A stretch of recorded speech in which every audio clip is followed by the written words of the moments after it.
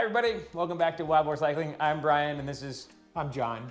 And so John, what are we doing today? Today we're looking at some tools that you may not know that you actually need, but since we've gone through this build, we've got a selection of the ones that we like so much here that we thought we'd share them with you today.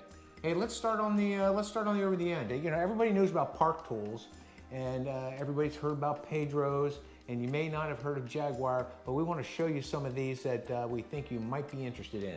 How about that first one there, Brian? It's a screwdriver. But this is not an ordinary screwdriver.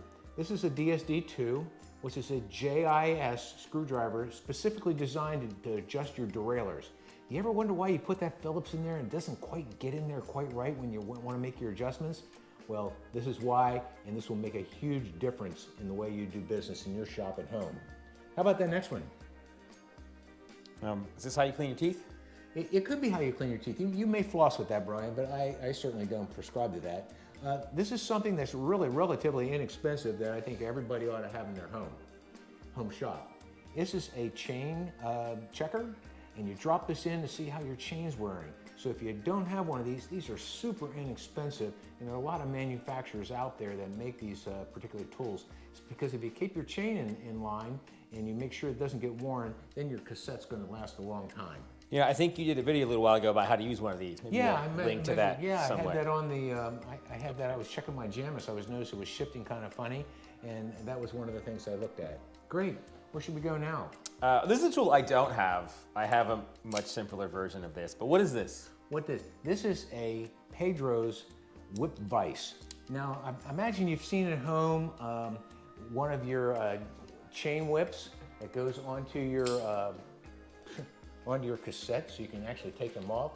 Well, this makes this a whole lot easier. This just snaps right on. You go back about the fourth gear back and it works terrific. Now that, in combination with this tool, which I imagine most folks haven't seen, this is from Abbey Tools. This is called a Crombie. And this is what you're gonna use to remove your lock ring on your cassette. I really super like this one because it has a guide in there for those through axles. And it just sits right in here, boom, and really super easy to use, along with the Pedro's chain whip. Cool. What's next? What's next? Now, I know you wanted to use a set of side cutters, but let's talk about this particular tool. Yeah, I don't have one of these. Yeah, that's for doing your toenails. Nose hairs? No, this is a cable and cable housing cutter by Jaguar. And I always like tools that do two things. Now, and you know, this is a little expensive, but I really would recommend that you not cheap on cutting your cables and your cable housing when you do your maintenance at home.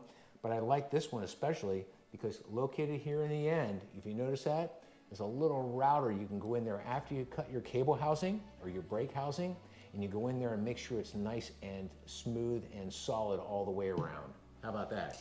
Yeah, I mean, this is great because I don't have one of these, so I just use like regular wire cutters, and so I'm always fraying the cable, and then when I cut the housing, it like smooshes it, and then I don't have one of these things, so I gotta find like a screw or a nail and like stuff it in there and try to get it right.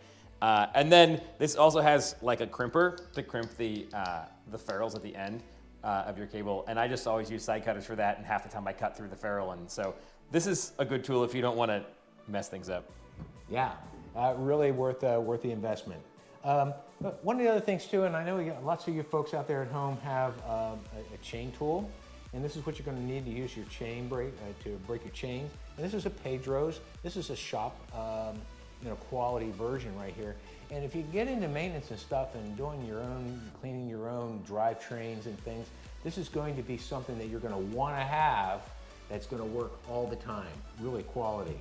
You want to talk about this one? Well, We've had a yeah. discussion about this. Yeah. So this is for opening up a master link on a chain. So you don't need to use this. It's got a quick connect link.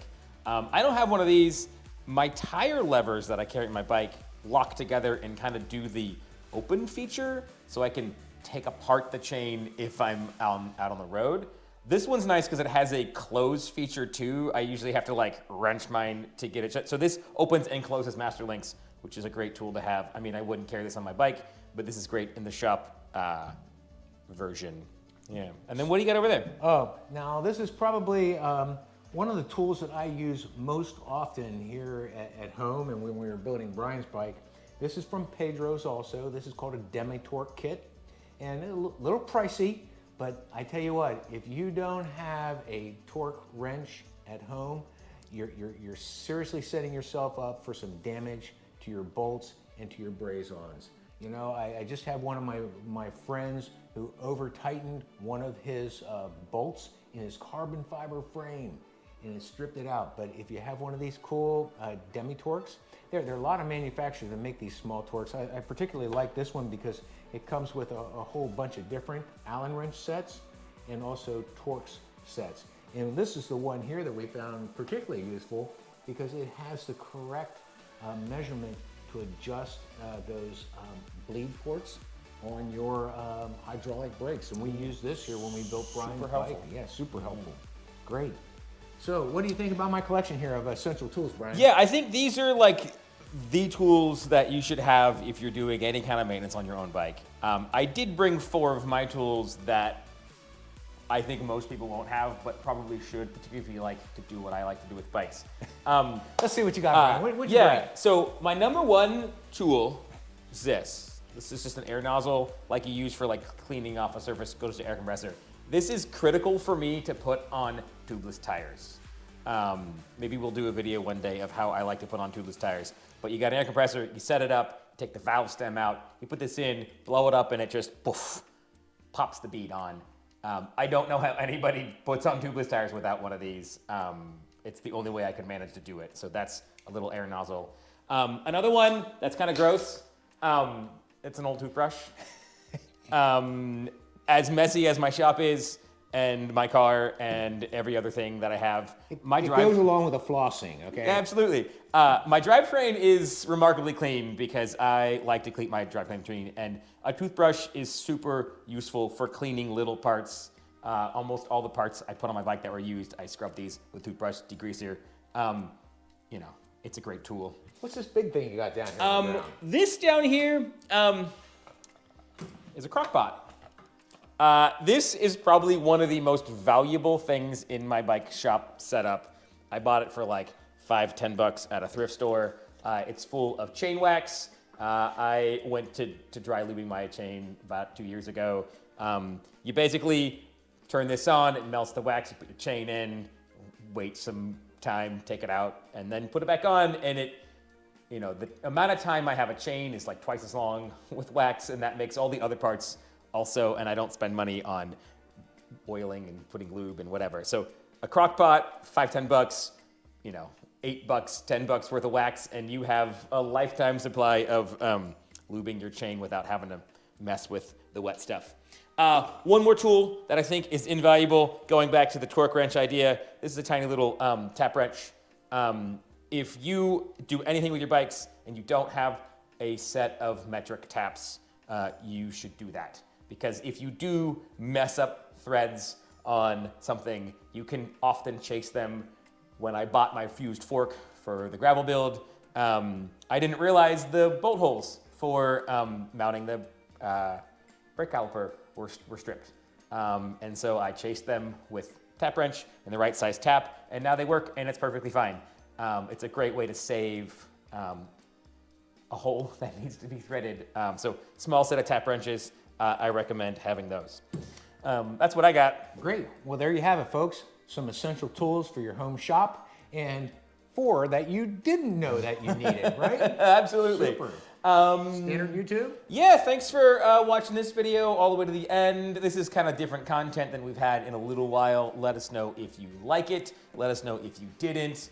Tell us what tools you think we missed or should not have added in here. Maybe if you feel like commenting what you carry on your bike with you might be a cool way to add to this dialogue. Yeah, so make sure you like, subscribe, hit the notify button, and you know, as always, go out, ride, Have fun. and keep the rubber side Down. Bye. Thanks all.